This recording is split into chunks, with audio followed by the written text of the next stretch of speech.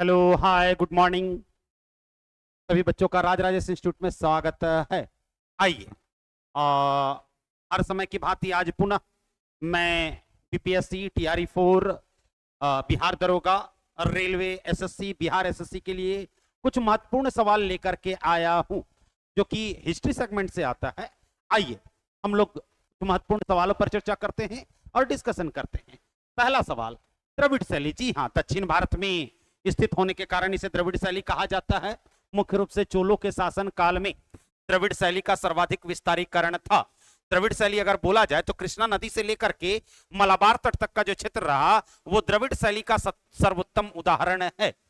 तो आएंगे, देखेंगे द्रविड़ शैली के उत्कृष्ट उदाहरण निम्नलिखित में से किसे कहा जा सकता है। तो तंजौर का बृहदेश्वर मंदिर, तंजौर का बृहदेश्वर मंदिर जिसे राज प्रथम के द्वारा बनाया गया था। वहीं कोणार्क का सूर्य मंदिर, कोणार्क का सूर्य मंदिर ये नागर शैली का सर्वोत्तम उदाहरण है।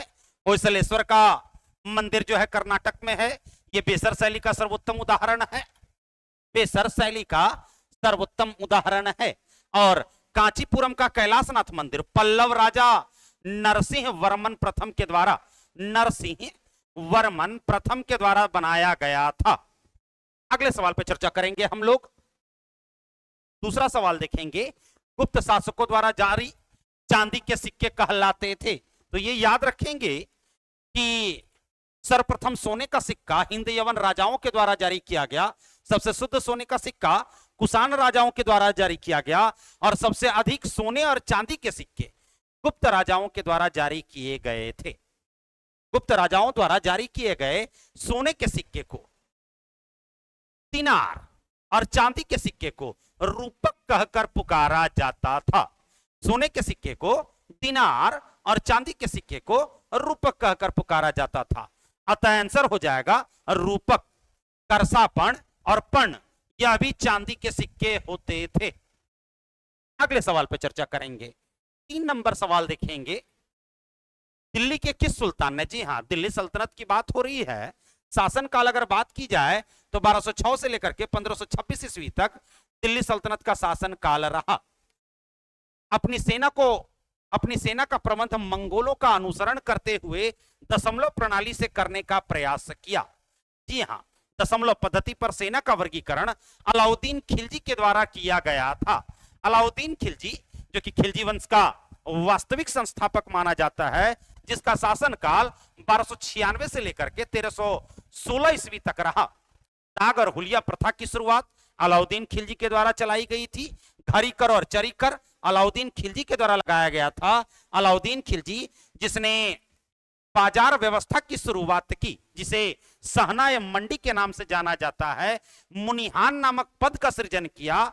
अलाउद्दीन खिलजी के द्वारा भूमि मापने के लिए मसाहत पद्धति की शुरुआत की गई। अलाउद्दीन खिलजी जिसने स्थापत्य कला के क्षेत्र में कई महत्वपूर्ण कार्य किए। अलाउद्दीन खिलजी के द्वारा कहा जाए तो सीरी का किला, हजार सितून महल, हौज खास और अलाई दरवाजे का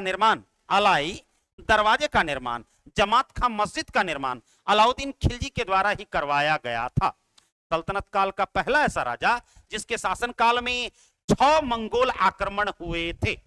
आपके डी नंबर ऑप्शन में फिरोज शाह तुगलक की चर्चा है, जिसका शासनकाल 1351 से लेकर के 1388 ईस्वी तक रहा। कहा जाता है इसे सल्तनत काल का अकबर कहकर पुकारा जाता है। फिरोज शाह तुगलक को सल्तनत काल का अकबर कहकर पुकारा जाता है, जिसने दीवाने इस्तिहाक पेंशन विभाग, दीवाने खैरात दान विभाग, दीवाने बंदगान दास विभाग और दीवाने बंदगान दास विभाग का गठन किया। इसने आध्यात्मिक खास ससगनी सिक्का चलवाया था। सल्तनत काल का पहला ऐसा राजा जिसने अनुवाद विभाग की स्थापना की। अनुवाद विभाग की स्थापना की फिरोज शाह तुगलक, जिसने अपने शासनकाल में, अगर कहा जाए तो इसने अपने शासनकाल में, सीधे से बात करेंगे, सर्वाधिक नहर और सर्वाधिक नगरों का निर्माता माना जाता है फिरोज शाह तुगलक को। आपके ए नंबर ऑप्शन में बलबन की जानकारी है, जिसका शासनकाल 1266 से लेकर के 1286 ईस्वी तक रहा। बलबन काफी क्रूर राजा था, जिसने अपने शासनकाल में नवरोज प्रथा की शुरुआत की। तिजदा और पाबोस प्रथा की शुरुआत बलबन के द्वारा की गई थी। दीवाने बरीद नामक गुप्तचर विभाग का गठन बलबन के द्वारा किया गया। दीवाने अर्ज नामक सैन्य विभाग का गठन बलबन के द्वारा किया गया। दले चालीसा का अंत करने का काम बलबन के द्वारा ही किया गया था। आपके सी नंबर ऑप्शन में मोहम्मद बिन तुगलक की चर्चा है, जिसका शासनकाल 1325 से लेकर के 1351 ईस्वी तक रहा। सल्तनत काल का सबसे पढ़ा लिखा बादशाह मोहम्मद बिन तुगलक था, जिसे समसुंदरी अभिलेख में दुनिया का खान कहकर पुकारा जाता है। इसे अपने युग का अरस्तु, अपने युग का अरस्तु कहकर पुकारा जाता है। मोहम्मद बिन तुगलक, जिसने दीवान ए कोही नामक कृषि विभाग का गठन किया। इसने इंसा ए महरू नामक पुस्तक की रचना महरू नामक पुस्तक की रचना फारसी भाषा में की थी। जिस तरह फिरोज शाह तुगलक, जिसने अपनी स्वयं की आत्मकथा लिखी फतुहाते फिरोज शाही। फिरोज शाह तुगलक के दरबार में जियाउद्दीन बरनी और शमसे सिराज अफीफ रहते थे। दोनों ने तारीखे फिरोज शाही की रचना की। मोहम्मद बिन तुगलक, जिसके दरबार में इब्न बतूता आता है, मोरक्को यात्री, जिसने रेहला नामक पुस्तक की रचना की। रेहला को सफरनामा के नाम से जाना जाता है। अगले सवाल पे चर्चा करते हैं। 4 नंबर सवाल, ऋग वैदिक काल। ऋग वैदिक काल की बात करेंगे तो 1500 ईसा पूर्व से लेकर के 1000 ईसा पूर्व का जो काल रहा वो ऋग वैदिक काल का रहा। में ब्राह्मणों के प्रमुख देवता कौन थे? तो ऋग वैदिक काल में ब्राह्मणों के प्रमुख देवता इंद्र थे। दूसरे नंबर पर अग्नि आते हैं। तीसरे नंबर पर वरुण आते हैं। इंद्र के लिए 250 मंत्र, अग्नि के लिए 200 मंत्र और वरुण का उल्लेख 30 बार हुआ है। सोम के लिए 144 बार चर्चा की गई है। ऋग वैदिक काल कहा जाता है ऐसा ज्ञान जो ऋचाओं में बद्ध हो, उसे ऋग्वेद कहा जाता है। चूंकि ऋग्वैदिक काल में ही, पूर्व वैदिक काल में ही ऋग्वेद की रचना हुई, इसलिए इसे ऋग्वैदिक काल कहकर पुकारा जाता है। अगले सवाल पे चर्चा करेंगे। 5 नंबर सवाल देखेंगे। किस ऋग्वेद संहिता या मंडल ने पहली बार शूद्र का परिचित करवाया था? तो जी हाँ, ऋग्वेद के 10वें मंडल में, ऋग्वेद के 10वें मंडल के पुरुष सूक्त में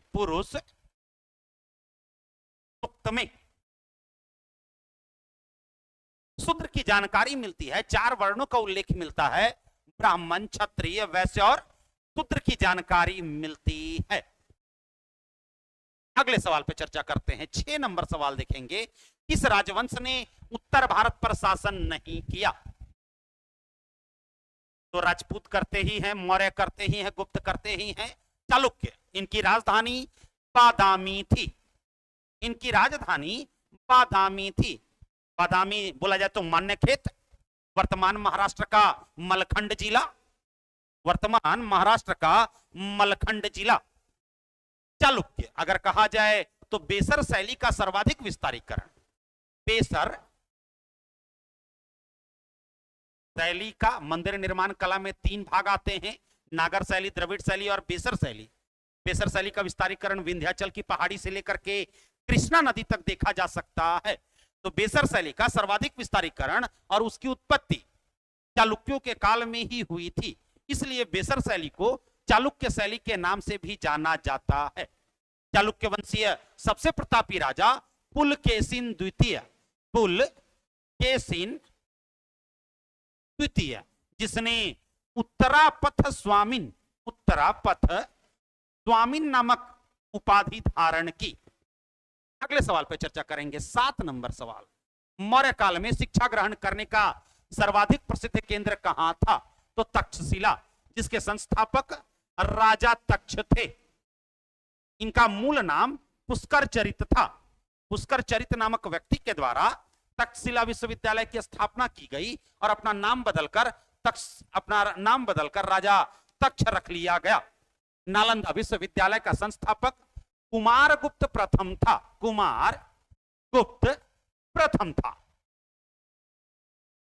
8 नंबर सवाल पे ध्यान देंगे। प्रसिद्ध बौद्ध विद्वान अश्वघोष, जी हाँ, अश्वघोष, जिन्होंने बुद्ध चरितम नामक पुस्तक की रचना की, जिसे बौद्धों का रामायण कहकर पुकारा जाता है। अशोक घोष के द्वारा सौदरानंद काव्य नामक पुस्तक की रचना की गई। सूत्र अलंकार नामक पुस्तक की रचना अशोक घोष के द्वारा की गई। चतुर्थ बौद्ध सम्मेलन में उपाध्यक्ष पद को सुशोभित करने का काम अशोक घोष के द्वारा किया गया था। चौथा बौद्ध सम्मेलन कनिष्क के शासनकाल में हुआ था। तो क्वेश्चन यह पूछ रहा है कि अशोक घोष किसके समकालीन थे? तो कनिष्क का समकालीन था। कनिष्क का समकालीन था, या मैं कहूंगा कनिष्क और नागार्जुन दोनों होगा, इसमें दरबारी हो जाएगा। किसका दरबारी था? क्वेश्चन ये बनेगा कि अशोक घोष किसके दरबारी थे? तो कनिष्क के दरबारी थे। कनिष्क कुषाण वंश का सबसे प्रतापी राजा, जिसने शक संवत की शुरुआत की। चतुर्थ बौद्ध सम्मेलन का आयोजन कनिष्क के शासन काल में ही हुआ था। कहा जाता है चतुर्थ बौद्ध सम्मेलन में वसुमित्र अध्यक्ष थे और अशोक घोष उपाध्यक्ष थे। जहां उपाध्यक्ष पद पर रहते हुए अशोक घोष ने बुद्ध चरितम नामक पुस्तक की रचना की, जिसे बौद्धों का रामायण कहकर पुकारा जाता है। वहीं वसुमित्र ने महाविभास शास्त्र नामक पुस्तक की रचना की, जिसे बौद्ध धर्म का विश्वकोश कहकर पुकारा जाता है। कनिष्क और नागार्जुन जो सूत्र अलंकार के रचयिता थे। नागार्जुन सूत्र अलंकार के रचयिता थे। रस रत्नाकर के रचयिता नागार्जुन थे। वहीं माध्यमिका सूत्र के रचयिता नागार्जुन थे। आप लोग देखते होंगे कि चतुर्थ बौद्ध सम्मेलन में बौद्ध धर्म दो भागों में बट गया। दैनिक नियम के प्रश्न पर बौद्ध धर्म दो भागों में बट गया, हीनयान और महायान। तो बौद्ध धर्म की महायान शाखा का कट्टर समर्थक कनिष्क और उसका दरबारी नागार्जुन था। महायान शाखा का उदय ही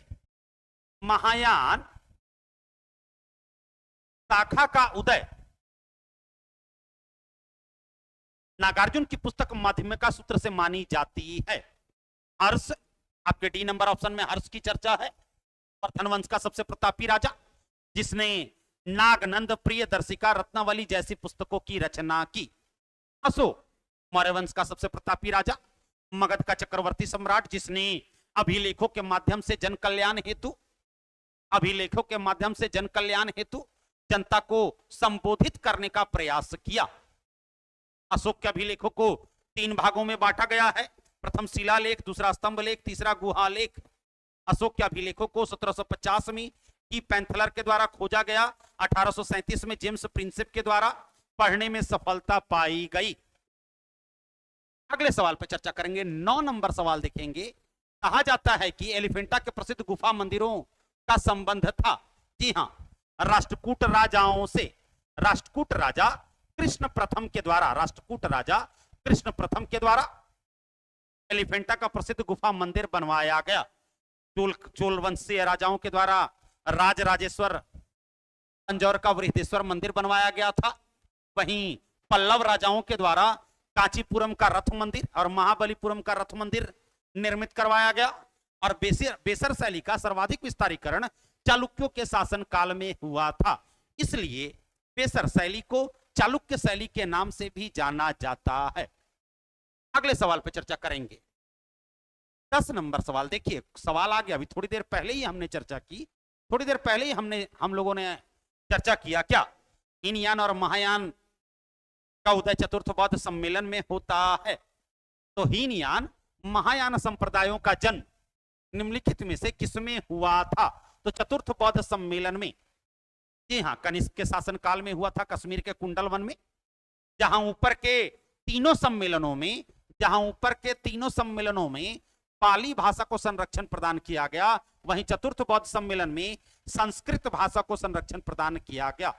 जहां ऊपर का तीनों सम्मेलन बिहार में संपन्न हुआ था, वहीं चतुर्थ बौद्ध सम्मेलन बिहार के बाहर कश्मीर में संपन्न हुआ। चतुर्थ बौद्ध सम्मेलन में ही दैनिक नियम के प्रश्न पर हीनयान महायान 2 भागों में बट गया बौद्ध धर्म। हीनयान परिवर्तन विरोधी था, महायान परिवर्तन समर्थक था। हीनयान महात्मा बुद्ध को निराकार रूप में पूजता था और महायानी महात्मा बुद्ध को मूर्ति के रूप में पूजते थे। प्रथम बौद्ध सम्मेलन या तो राजगृह में हुआ था अजातशत्रु के शासनकाल में। इसी बौद्ध सम्मेलन में आनंद के द्वारा सूत पीटक और उपाली के द्वारा विनय पीटक की रचना की गई। दूसरा बौद्ध सम्मेलन यह शिशुनाग वंश के सबसे प्रतापी राजा कालाअशोक के शासनकाल में दूसरा बौद्ध सम्मेलन हुआ था वैशाली में।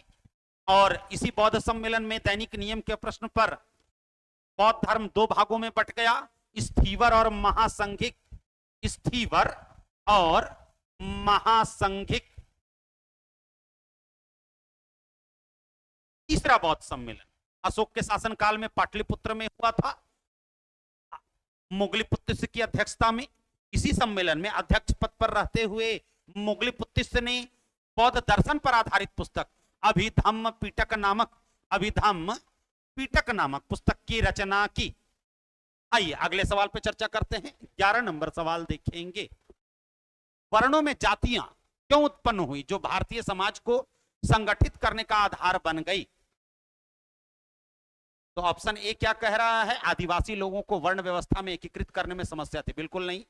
जाति और वर्ण समान है? बिल्कुल नहीं। जाति अलग है और वर्ण अलग है।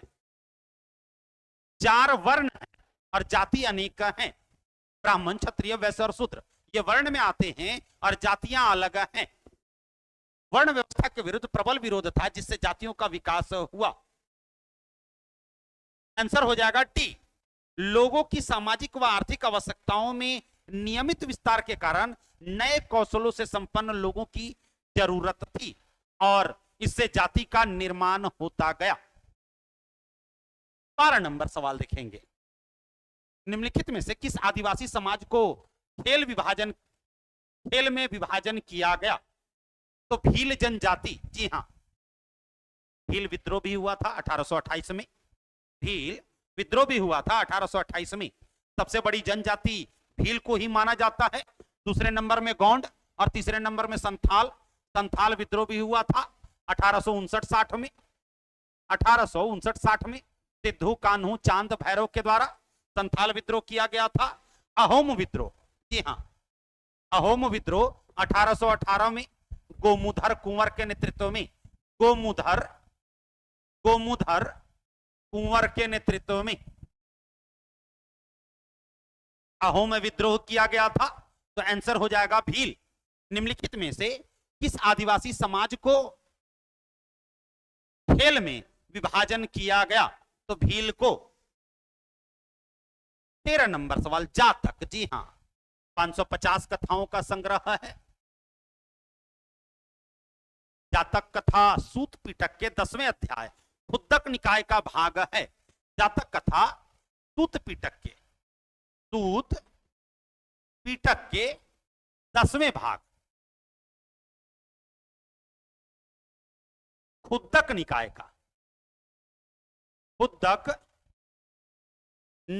का एक भाग है। यह 550 कथाओं का संग्रह है। कहा जाता है इसमें महात्मा बुद्ध और उनकी माता के पूर्व जन्म की कथाओं का विवरण है। जातक कथा बौद्ध धर्म से संबंधित है। सूत पिटक की रचना महात्मा बुद्ध के प्रिय शिष्य आनंद के द्वारा की गई थी।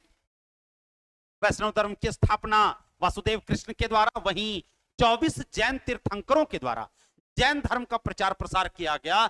वहीं शिव की जानकारी सिंधु घाटी सभ्यता से मिलती है पशुपति महादेव के रूप में। पशुपति महादेव के रूप में शिव की जानकारी पहली बार सिंधु घाटी सभ्यता से मिलती है। यही पशुपति महादेव ऋग वैदिक काल में रुद्र कहलाए, उत्तर वैदिक काल में महेश कहलाए और महाजनपद काल में शिव कहलाते हैं और शिव के उपासक शैव कहलाते हैं। महाजनपद काल में शैव धर्म को 4 भागों में बांटा गया। पशुपत संप्रदाय, कपालिक संप्रदाय, कालामुख संप्रदाय और लिंगायत संप्रदाय। अगले सवाल पे चर्चा करते हैं। 14 नंबर सवाल, किसे एशिया की रोशनी द लाइट ऑफ एशिया कहा जाता है? तो गौतम बुद्ध को।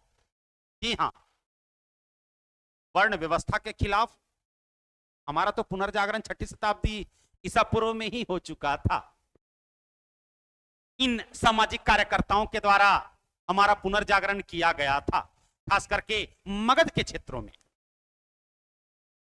अगर हम ये पढ़ते हैं कि विश्व में 14वीं से 16वीं शताब्दी के बीच पुनर्जागरण की शुरुआत हुई इटली से, ठीक है, इटली से हुई ऐसा माना जाता है, लेकिन हमारा पुनर्जागरण तो वर्ण व्यवस्था के विरुद्ध गौतम बुद्ध ने पहले ही कर दिया था, महावीर स्वामी ने पहले ही कर दिया था, मखालीपुत्र गोसाल के द्वारा आजीवक संप्रदाय की स्थापना की गई। तो हमारा पुनर्जागरण तो 6ठी शताब्दी ईसा पूर्व में ही हो चुका था।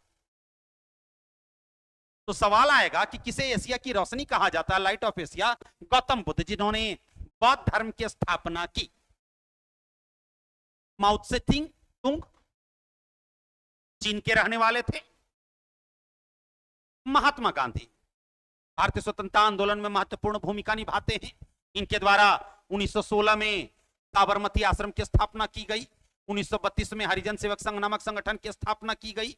इनके द्वारा 1903 में फिनिक्स फॉर्म नामक संगठन की स्थापना की गई। इनके द्वारा इंडियन ओपिनियन, नवजीवन, यंग इंडिया और हरिजन जैसी पत्रिका की स्थापना की गई। अकबर, जिसका शासनकाल 1556 से लेकर के 1605 ईस्वी तक रहा। अकबर का शासनकाल 1556 से लेकर के 1605 ईस्वी तक रहा। मुगल काल का पहला ऐसा राजा जिसने मनसबदारी व्यवस्था की शुरुआत की और अनुवाद विभाग की स्थापना की। अकबर, जिसने अपने शासनकाल में 1562 में दास प्रथा का अंत किया, 1562 में ही हरमदल से मुक्ति पाता है, 1563 में तीर्थ यात्रा कर की समाप्ति करता है, 1564 में जजिया कर की समाप्ति करता है। इसके अलावा 1571 में फतेहपुर सिकरी नगर की स्थापना करता है, 1575 में इबादत खाने की स्थापना करता है और 1580 में दहसाला पद्धति की शुरुआत करता है। 1602 में बुलंद दरवाजे का निर्माण अकबर के द्वारा ही किया गया था। अकबर का पहला विजय 1561 मालवा और अंतिम विजय 1601 असीरगढ़। अगले सवाल पे चर्चा करते हैं, 15 नंबर सवाल। एलोरा का विख्यात कैलाशनाथ मंदिर किस राष्ट्रकूट राजा के अनुदेशों पर पत्थर काटकर तैयार किया गया था? तो आंसर हो जाएगा कृष्ण प्रथम। जी हां, राष्ट्रकूट वंशीय राजा कृष्ण प्रथम के द्वारा एलोरा के कैलाशनाथ मंदिर का निर्माण करवाया गया। राष्ट्रकूट वंश की जानकारी त्रिपक्षीय संघर्ष में भी मिलता है। दक्षिण भारत का पहला ऐसा राज्य जिसने उत्तर भारत की राजनीति में दखल दिया। कन्नौज के आधिपत्य को लेकर के पाल, प्रतिहार और राष्ट्रकूटों के बीच त्रिपक्षीय संघर्ष हुआ था, जिसमें अंतिम रूप से सफलता प्रतिहारों को मिली थी।